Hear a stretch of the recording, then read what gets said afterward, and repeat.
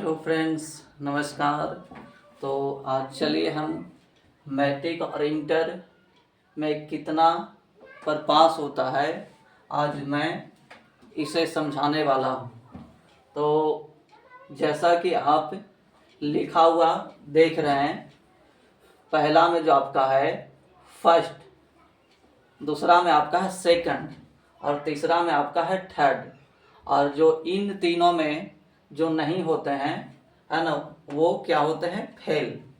तो मैं ये चारों को आज एक एक करके समझाने वाला हूँ कि कितना पर फर्स्ट होता है, सेकंड और थर्ड होता है। तो ये जानने से पहले मैं आपको पहले मैट्रिक में जो परीक्षा होती है उसके बारे में मैं कुछ समझा देता हूँ। तो आप मैट्रिक और इंटर दोनों अच्छे से आप समझ जाएंगे।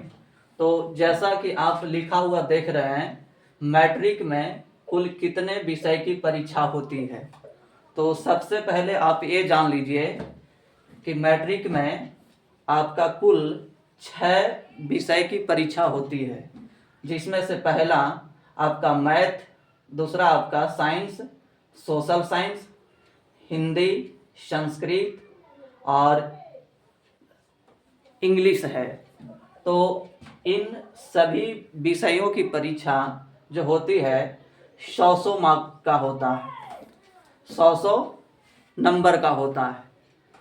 ठीक है, जैसे कि आपका मैथ 100 अंक का होता है, साइंस भी आपका 100 अंक का होता है, इसके बाद सोशल साइंस भी आपका 100 अंक का होता है, इसके बाद आपका हिंदी भी आपका 100 अंक का होता है, संस्कृत भी आपका 100 अंक का होता है और इंग्लिश भी आपका 100 अंक का होता है।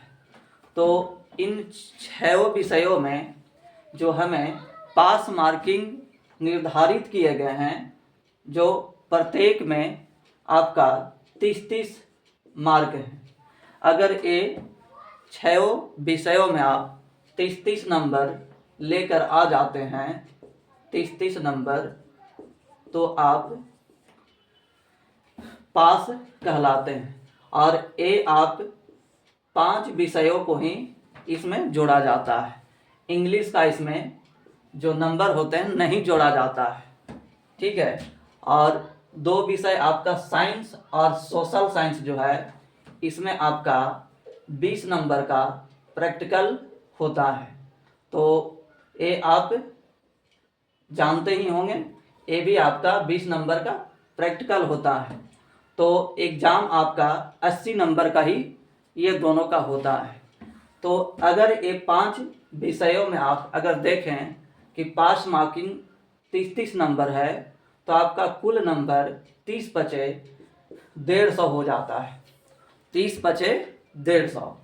तो ये अगर 150 आप लाते हैं तो 150 पर आपका जो निर्धारित किए गए हैं नंबर, वो आपका 150 पर है थर्ड। 150 पर आपका थर्ड होता है। अगर इससे आप आगे भी जैसे कि 200, 220 इस तरह से लाते हैं, तो आप थर्ड में होंगे। कौन सा श्रेणी में होंगे? थर्ड में। अगर आप जैसे ही आप 225 पर आ जाते हैं, तो आप सेकंड में चले आते हैं। सेकंड में आने के लिए नंबर निर्धारित है 225। ठीक, यानी कह लीजिए कि 225 पर सेकंड होता है। और कितना नंबर तक सेकंड होता है, तो ये आपका कह लीजिए 299 तक अगर आप अंक लाते हैं, नंबर लाते हैं, तो आप सेकंड में ही रहेंगे। इसके बाद अगर जैसे ही आप 299 से कह लीजिए 300 पूरा कर लेते हैं, तो आप फर्स्ट के श्रेणी में चले आते हैं। तो आप ये तीनों को समझ लिए होंगे। आप यहाँ से शुरू कीजिए। थर्ड का जो पास मार्किंग निर्धारित है 150, और 150 से आपका लेकर 224 तक अगर आप लाते हैं, तो थर्ड श्रेणी में आप आते हैं। इसके बाद 225 से अगर आपका 299 तक रहता है, तो आप सेकंड कहलाते हैं कि आप सेकंड से पास हुए हैं। इसके बाद अगर आप 300 या 300 प्लस 310, 350, इस तरह से आप 400 अगर नंबर प्राप्त करते हैं तो आप फर्स्ट के श्रेणी में आप हो जाते हैं। तो इस तरह से आपका मैट्रिक में जो नंबर निर्धारित किए गए हैं इस तरह से आपके प्राप्त होते हैं। तो आशा करते हैं कि आप समझ गए होंगे कि फर्स्ट, सेकंड, थर्ड क्या होता है। अब इसके लास्ट आपका जो है फेल लिखा हुआ देख रहे हैं। फेल क्या होता है?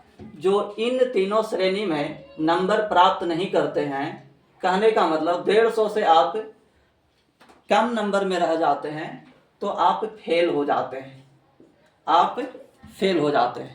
तो आपको इस तरह से अपने जो पास की जो श्रेणी होती है आपको इस तरह से पहचानना होगा।